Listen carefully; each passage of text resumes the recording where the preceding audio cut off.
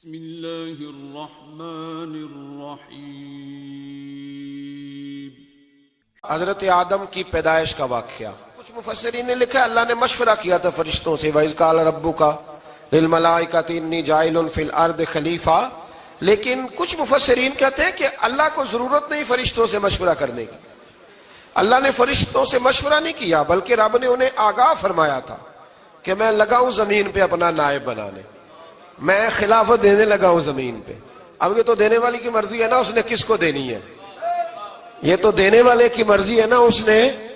تو کچھ لوگ کہتے ہیں کہ دینے والے سے زیادہ ہمیں پتہ ہے، تو فرشتوں کو بھی یہ اجتہادی خطا ہو گئی، کہنے لگے یا اللہ اسے نہ بنانا، یہ فساد کرے گا، یہ خون ریزیاں کرے گا۔ تو اللہ نے فرمایا جو میں جانتا ہوں وہ تم۔ اللہ اکبر۔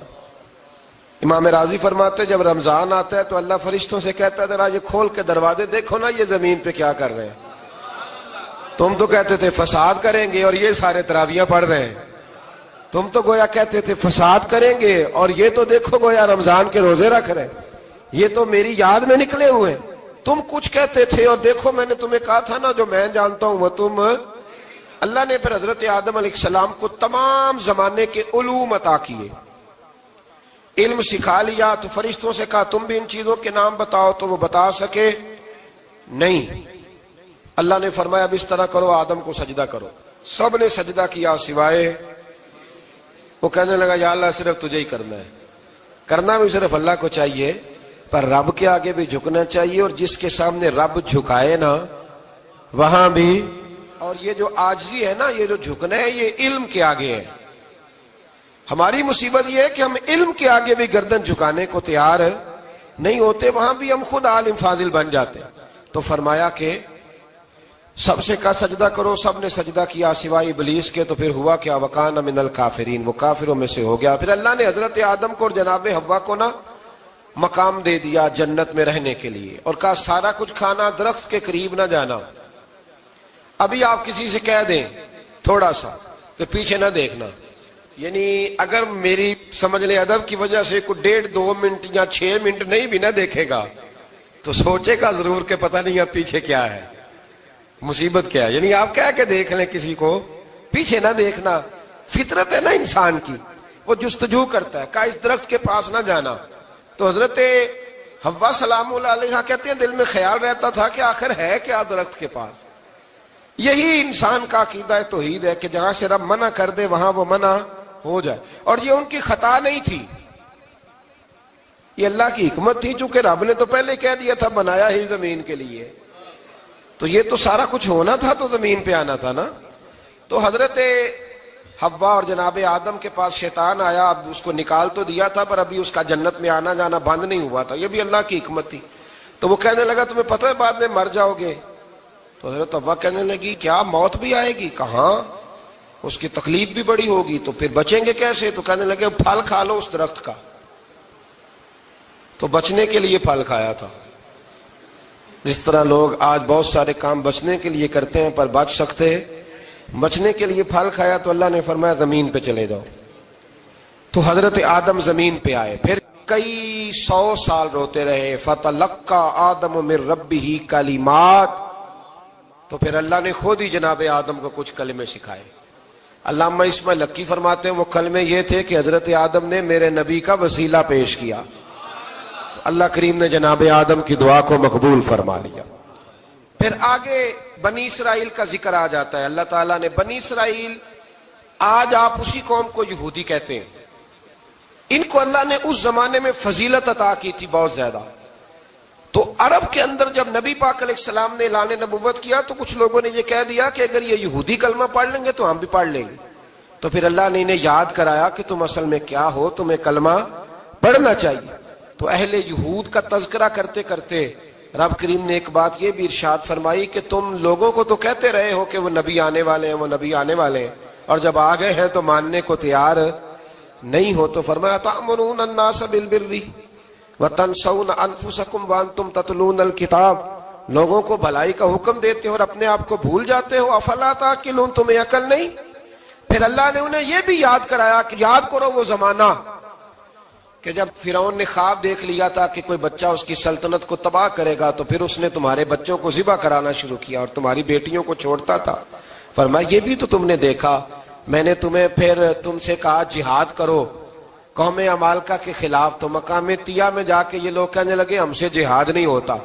اللہ نے انہیں ایک میدان میں قید کر دیا. بڑی دلچسپ بات, قید تو لوگ ہوتے ہیں نا چار دیواری میں, تو اللہ نے بنی اسرائیل والوں کو جب انہوں نے کہا جہاد نہیں کریں گے تو اللہ نے میدان میں قید کر دیا.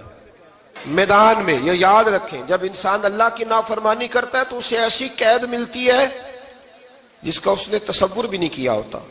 ایک میدان ہے مقام طیہ, قید ہو گئے, سارا دن سفر کرتے تھے, سارا دن, تو رات کو تھک کے سوتے تھے, صبح اٹھتے تھے نا جب, تو وہیں ہوتے تھے جہاں کل صبح چلے تھے. تو رب جب کسی کو قیدی بناتا ہے تو اسے زنجیروں کی سلاخوں کی ضرورت, دعا فرمائے اللہ تبارک و تعالی غموں سے نجات عطا فرمائے. یہ دعا فرمائے, ایسی قید دیتا ہے کہ جس سے پھر چھٹکارا ہو سکتا. تو بنی اسرائیل کا بہت زیادہ تذکرہ اس بارے میں اللہ تبارک و تعالی نے پھر بیان کیا, اور پھر کہا کہ انہیں جو حکم دیا جاتا تھا یہ اس کی سرتابی کرتے تھے, پھر اللہ نے ان پر ذلت نازل کر دی اور یہ ہمیشہ اس کا شکار رہے. قوم سبت کا ذکر فرمایا اللہ نے, ہفتے والے دن کچھ لوگ نافرمانی کرتے تھے. ہمارے بھی ہیلے بہانے ہیں نا آج کل کاروبار میں. تو اسی سپارے کی آیت نمبر 65 کے اندر اللہ تعالیٰ نے حضرت داؤد کی قوم کا ذکر کیا کہ اللہ نے انہیں حکم دیا تھا کہ ہفتے والے دن مچھلیاں نہیں پکڑنی. تو وہ کہتے تھے چلو ہاتھ لگا کے نہیں پکڑنی, ہاتھ لگا کے. وہ ہمارے لوگ ہیلے بہانے تلاش کر لیتے ہیں نا, وہ بڑے جناب انشورنس والا آ گیا, اب وہ بینک والا آ گیا, وہ فلانے صاحب آ گئے, وہ تروڑ مروڑ کے کہانیاں باتیں, اور پھر ہمیں بھی رستے مل جاتے ہیں بچنے کے. مفتی صاحب نے کہہ دیا تھا ایک مولانا سے میں نے ان کو کہا ہفتے والے دن مچھلیاں نہیں پکڑنی, کہا نہیں پکڑتے, چھوٹے چھوٹے حوض بنا لیے. تو مچھلیاں زیادہ آتی تھی اس دن, یہ بھی اللہ کی قدرت تھی.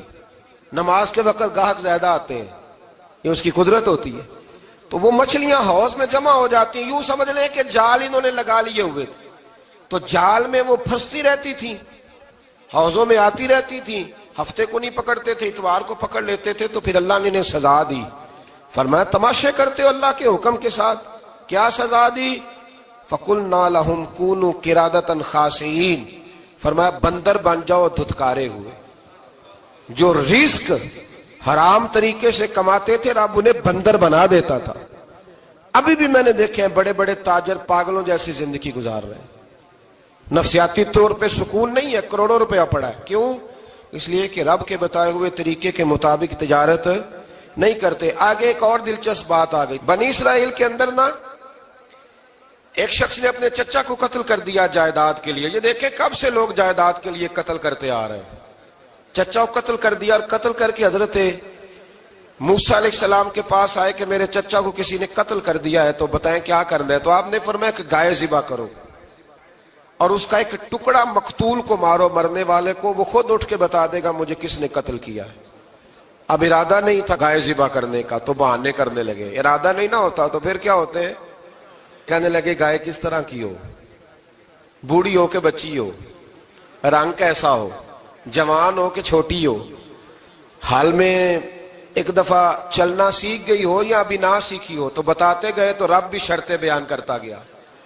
گہرے زرد رنگ کی ہو, حال کے اندر اسے نہ چلایا گیا ہو, پانی نہ نکالا گیا ہو, نہ بچی ہو نہ جوان ہو, اس کے درمیان ہو. یہ ساری شرطیں کہاں پائی جاتی تھیں؟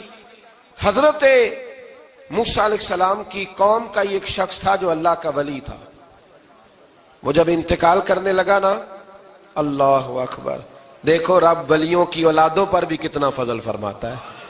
وہ جب انتقال کرنے لگا تو ایک اس کے پاس چھوٹی سی بچیا تھی, گائے کی بچی, اس نے جنگل میں چھوڑ دی. کہنے لگا یا اللہ میں تیرے نام پہ چھوڑتا ہوں, میرا بچہ جوان ہو جائے تو اسے دے دینا, اور تو سرمایہ ہی کوئی نہیں. بچہ بڑا ہوا تو بچہ بھی بڑا نیک تھا, اپنی ماں کا بڑا فرما بردار تھا. اس کی ماں نے کہا بیٹا تیرے باپ نے ایک گائے چھوڑی تھی. تو بچہ جنگل میں گیا اور جا کے کہنے لگا اے اللہ میری گائے مجھ سے ملا دے. تو رب کریم نے وہ گائے واپس کر دی. وہ گائے گھر لے آیا, اب وہ کہنے لگا اماں بیچ دوں، تو اماں کہنے لگی بیٹا میرے پوچھے بغیر نہ بیچنا۔ کئی دفعہ گاہک لگے پر اس نے کہا جب تک میری اماں نہ کہے گی میں بیچوں گا۔ ادھر بنی اسرائیل والے شرطیں جتنی گائے کے بارے میں پوچھ چکے تھے وہ ساری اسی گائے میں پائی جاتی تھی، تو یہ ڈھونڈتے ڈھونڈتے وہاں پہنچ گئے، تو کہنے لگے گائے چاہیے، تو اس نے کہا بھی تمہاری مرضی سے نہیں، قیمت میری مرضی کی۔ ایک مفسر نے تو یہاں تک لکھا ہے کہ اس نے کہا گائے ذبح کر کے نا، تو جتنا گائے کے اندر گوشت ہوگا نا اتنا ہی کھال کے اندر تو مجھے مال بھر کے دو گے، اتنے ہی سکے بھر کے دو گے، اتنی اشرفیاں بھر کے دو گے تو پھر تمہیں گائے دوں گا۔ تو پھر یہ گائے انہیں ملی اور یہ گائے لے کر کے آئے۔ زیادہ سوالات نہ کرتے تو زیادہ الجھتے نہ۔ ہم بھی دین کے معاملے میں بڑے سوال جواب کرتے ہیں، اتنا سوال کریں جتنی اس کی ضرورت ہے۔ ان لوگوں نے سوالات زیادہ کیے تو پھر الجھ زیادہ گئے۔ تو میرے بھائی اس کا ذکر بھی اللہ تبارک و تعالیٰ نے پہلے پارے کے اندر بیان فرمایا۔ پھر اللہ کریم نے فرمایا کہ کچھ ایسے لوگ بھی ہیں یہودیوں میں سے جن کا دعویٰ ہو گیا ہے کہ ہم اللہ کے بڑے پیارے ہیں۔ فرمایا یہ صرف ان کے منہ کی باتیں، یہ تو قیامت میں پتہ چلے گا نا کہ اللہ کا پیار کس کے ساتھ زیادہ ہے۔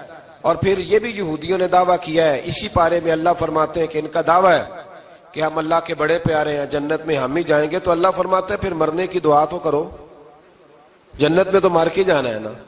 لیکن رب فرماتے ہیں یہ کبھی مرنے کی دعا نہیں کریں گے، اس لیے کہ انہیں پتہ ہے کہ ہم نے آخرت کے لیے کیا بھیجا۔ لیکن جی پہلا حکم آ گیا یا ایھا الذین آمنوا کہہ کے، پہلی آیت قرآن پاک کی پہلے سپارے میں پہلی آیت جس میں اللہ نے کہا یا ایھا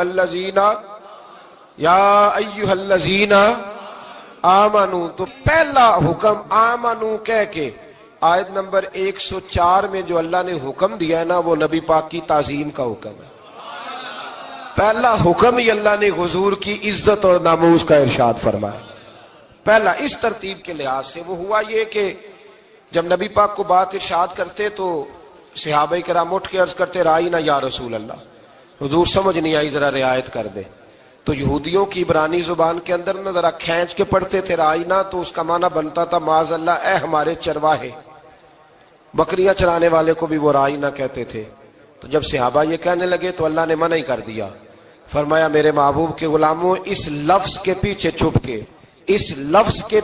چھپ کے لوگ میرے نبی کی بے ادبی کر جاتے ہیں، تو جس لفظ کا کوئی ایک معنی بے ادبی والا بنتا ہو وہ لفظ بھی میرے نبی کے لیے نہ کہو، لفظ وہ والے کہو جس میں کوئی بے ادبی کا معنی نکلے نہ۔ یہاں لوگوں نے بڑے بڑے لفظ نہیں بول دیے، پھر کہتے میرا مطلب یہ تھا، میرا مطلب وہ تھا، تو نے وہ لفظ بولا کیوں جس کا کوئی غلط مطلب بھی نکل سکتا تھا۔ اللہ نے فرمایا یا ایھا الذین آمنوا لا تقولوا رائینا، اے ایمان والو رائینا کہو ہی نہ۔ تو یا اللہ کیا کہیں؟ فرمایا وقولوا انظرنا، تم کہو یا رسول اللہ ایک نظر فرمائیے، انداز دیکھیے، انظرنا ایک نظر۔ تو ہمارے بزرگ تو پہلے ہی بڑے پیار والوں نے کہہ دیا یا رسول اللہ انظر حالنا، کہتے کہاں سے لاتے ہو جملے؟ میں نے کہا اللہ کی کتاب سے، یا رسول اللہ انظر حالنا یا حبیب اللہ اسمع قالا، تو تم کہو انظرنا محبوب نظر کرم کرے، واسمعوا، اور کیا ضرورت ہے دوبارہ پوچھنے کی؟ اللہ کہتا ہے پہلے ہی دھیان سے سنا کرو، پہلے ہی واسمعوا، پہلے ہی احتیاط سے سنو، وللکافرین عذاب علیم، اور کافروں کے لیے دردناک عذاب ہے۔ لیکن جی اسی پارے میں اللہ تبارک و تعالیٰ نے پھر اہل یہود کا ذکر کیا، تو یہود کہنے لگے کہ ہم حضرت ابراہیم کے ماننے والے ہیں، تو اللہ کریم نے وہ بھی ذکر کیا کہ میں نے تو ابراہیم کو آزمایا ہے، وَإِذِ ابْتَلَىٰ إِبْرَاهِيمَ رَبُّهُ بِكَلِمَاتٍ فَأَتَمَّهُنَّ، ہم نے ابراہیم کو کچھ چیزوں سے آزمایا ہے، وہ ہماری آزمائش پہ پورے اترے۔ قَالَ إِنِّي جَاعِلُكَ لِلنَّاسِ إِمَامًا، تو پھر ہم نے انہیں کہا کہ ہم آپ کو پوری دنیا کا امام بنائیں گے۔ وہ آزمائش کیا تھی؟ آگ میں جانا بھی آزمائش، بیٹے کا نہ ہونا بھی آزمائش، بیٹا ہوا تو پھر اسے وادی غیر ذی زرع میں چھوڑ کے آنا بھی آزمائش، بڑا ہوا تو پھر ذبح کرنا بھی آزمائش۔ فرمایا جہاں جہاں آزمایا ہے نا ابراہیم ہماری آزمائش میں پورے اترے۔ فرمایا تو مفت میں حضرت ابراہیم کی اولاد بنتے ہو اور ان کا نام لیتے ہو اور ان کے ساتھ اپنا تعلق بناتے ہو، دیکھو تو صحیح وہ کتنی آزمائشوں سے گزرے۔ تو اس کا بھی اللہ نے اسی میں ذکر فرمایا۔ اور پھر وہ بات کرتے تھے حضرت याकूब की और हजरत इसहाक की, तो फरमाया वो तो हमारे इतने खास बंदे थे कि विसाल के वक्त भी उन्होंने अपनी औलादों को नसीहत फरमाई थी कि अल्लाह की तौहीद पे कायम रहना। उसका जिक्र भी अल्लाह ने इसी पारे में बयान फरमाया। और जो हजरत इब्राहीम और जनाब इस्माइल ने काबा तामीर किया तो उसका जिक्र भी अल्लाह ताला ने इसी पारे में फरमाया। फरमाया जब वो काबा बना रहे थे तो कह रहे थे रब्बना तकब्बल मिन्ना, कह रहे थे ऐ अल्लाह बना हमने दिया है पर मेहरबानी फरमा हमसे कबूल फरमा ले। तो जो आया करीमा आखिर में अर्ज करना चाहता हूं उस पर भी थोड़ी तवज्जो फरमाएंगे तो बात बड़ी निखर के बाहर आएगी। ये 16वें रुकू के अंदर अल्लाह ने फिर यहूद का और ईसाईयत का जिक्र फरमाया। तो अल्लाह करीम ने एक बात इरशाद फरमाई, यहूदियों के यहां जब कोई बच्चा पैदा होता था वो पीले रंग के साथ उसको रंगते थे, या कोई खास रंग था उनका, बच्चा पैदा होता तो उस पर वो रंग चढ़ाते कि ये जी हमारे मजहब का रंग है। हमारे यहां भी रस्में है ना अपनी अपनी, माज़अल्लाह अपनी अपनी नहीं होनी चाहिए, अल्लाह रसूल का हुक्म होना चाहिए। तो यहूदियों के यहाँ बच्चा पैदा होता तो एक खास रंग चढ़ाते, ईसाइयों के यहाँ पैदा होता तो वो भी एक खास रंग चढ़ाते। तो मुसलमानों के यहाँ बच्चे पैदा हुए तो उन्होंने भी तवज्जो की कि ये क्या हो रहा है। तो रब करीम ने फरमाया सिबगत अल्लाह, रंग अल्लाह का ही है। वमन अहसनु मिनल्लाहि सिबगा, और फरमाया अल्लाह के रंग से ज्यादा खूबसूरत किसका रंग हो सकता है। अल्लाह का रंग क्या है, ला इलाहा इल्लल्लाहु मुहम्मदुर रसूलुल्लाह सल्लल्लाहु अलैहि। फरमाया नीले पीले काले रंग ना चढ़ाओ, अपने जहन पर तौहीद और रिसालत का रंग चढ़ाओ, ये सबसे बेहतरीन रंग है। अगर तुम्हारे जहनों पर रब रसूल की तौहीद का रंग चढ़ गया तो ये वो वाला रंग है, फिर तुम्हें किसी और रंग की तरफ जाने की जरूरत नहीं पड़ेगी। तो फरमाया रंग वो पैदा करो जो तौहीद का है, रिसालत का है, उस रंग की तवज्जो करो। कुरान मजीद के इस पारे में अल्लाह करीम ने मुख्तलिफ बातें बयान करके आखिरी रुकू में ये जो रंग का जिक्र फरमाया ना, तो ये लगता है पूरे पारे का खुलासा है कि रब करीम ने फरमाया असल बात यह है कि तुम्हारी सोचों पे रब रसूल की तौहीद और रिसालत का रंग होना चाहिए। हर वक्त बच्चा पैदा हो, कोई दुनिया से जाए तो रंग किसका होना चाहिए, अल्लाह रसूल के। और फरमाया रब तुम्हारा वो है जिसने तुम्हारे लिए जमीन को फर्श बनाया है, आसमान को छत बनाया है, और आसमान से पानी बरसा के तो जमीन से फल उगाए हैं, रिज़्क़न लकुम, वो भी तेरे खाने के लिए उगाए हैं। वो जो आसमान से बारिश बरसा के जमीन से सब्ज़ और फल उगाए हैं तो वो भी तेरे लिए। जब सारा कुछ तेरे लिए बनाया तो तू भी तो इबादत करना अपने रब की, फिर किसी को उसका शरीक ना ठहरा। एक चैलेंज भी किया कुरान मजीद ने इस रुकू के अंदर। कहा करते थे मक्के के लोग कि आप कुरान मजीद की आयतें नबी करीम अलैहिस्सलाम से कहा करते थे कि माज़अल्लाह आप खुद बनाते हैं, बना के लाते हैं। तो अल्लाह करीम ने फरमाया व इन कुंतुम फी रैबिम मिम्मा नज़्ज़लना अला अब्दिना फ़अतू बिसूरतिन मिन मिस्लिह, अगर तुम्हें शक हो ना इसमें जो हमने बंदा खास पे नाजिल किया है तो तुम भी इस जैसी एक सूरत बना के लाओ। पढ़े लिखे तो तुम भी हो ना, मक्के में तुम भी रहते हो, तो एक सूरत बना के लाओ। कुरान मजीद हमसे छीना गया है साजिश के तहत, इसलिए कि जिस कौम को कुरान आ जाता है ना फिर कोई काफिर उसका मुकाबला नहीं कर सकता। देखे ना, अगर काफिरों के पास जवाब होता कुरान पाक का तो बदर और ओहद में ना कोई आयत बना के लाते कुरान के मुकाबले की, तलवारें लेके ना आते, उनके पास जवाब ही नहीं था। और कयामत तक किसी काफिर के पास कुरान मजीद का कोई जवाब, कुरान का कोई जवाब, कसम अल्लाह की जवाब कोई नहीं, कुरान का इसका कोई जवाब नहीं। क्या बात है कुरान पाक। वो एक दफा मुसलमान कज़्ज़ाब बेईमान कहने लगा मैंने बना लिया कुरान पाक का जवाब। माज़अल्लाह, जवाब क्या बनाया, वो सूरत है ना अलकारिया तुम अलकारिया वमा अदराका मलकारिया, खड़खड़ाने वाली क्या है, खड़खड़ाने वाली तुम्हें क्या पता क्या है खड़खड़ी, क़यामत का जिक्र है। कहने लगा मैंने इस जैसी सूरत बना लिया, तो क्या बनाया, अलफील मलफील वमा अदराका मलफील, कहने लगा हाथी, तुम्हें क्या पता क्या हाथी, तुम क्या जानो क्या हाथी। तो पास जो उसके अपने बैठे थे ना चेले, कहने लगे चुप कर जा, सारे जमाने को पता है हाथी क्या होता है। तो पागल है, उसके दो कान होते हैं, एक सूंड होती है, चार उसके पैर होते हैं। बेवकूफ आदमी, कुरान का मुकाबला करना है तो कुछ चज के साथ कर, पागलों की तरह मुकाबला करेगा, जूते खाएगा भी, हमें भी पढ़वाएगा। तो कुरान मजीद का कोई मुकाबला कर सका تو اس آیہ مبارکہ میں اللہ نے کافروں کو یہ کہا اگر مقابلہ نہیں کر سکتے تو پھر اللہ سے ڈرو، ورنہ دوزخ میں ڈالے جاؤ گے، وہ جس کا ایندھن آدمی اور پتھر ہے، اور بنائی بھی کافروں کے لیے گئی ہے۔ اعدت للکافرین، جہنم کس کے لیے بنائی گئی ہے؟ کافروں اور منافقوں کے لیے۔ مسلمانوں کے لیے بنائی گئی، مسلمان مرضی سے چھلانگے لگائیں تو ان کی موج ہے، ورنہ ان کے لیے جہنم، ان کے لیے اللہ نے جنت بنائی ہے۔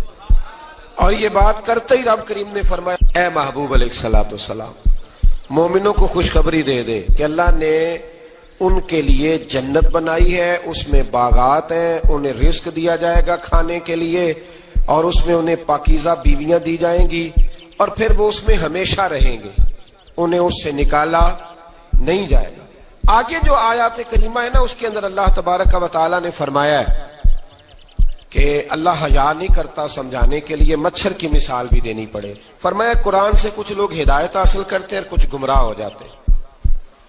جب لوگ اپنی مرضی کی تشریحات چاہتے ہیں تو گمراہ ہوتے ہیں، اور جب قرآن کو رسول اللہ صلی اللہ علیہ وسلم اور امت مسلمہ کی تشریحات کی روشنی میں سمجھتے ہیں تو پھر اللہ ہدایت عطا فرماتا ہے۔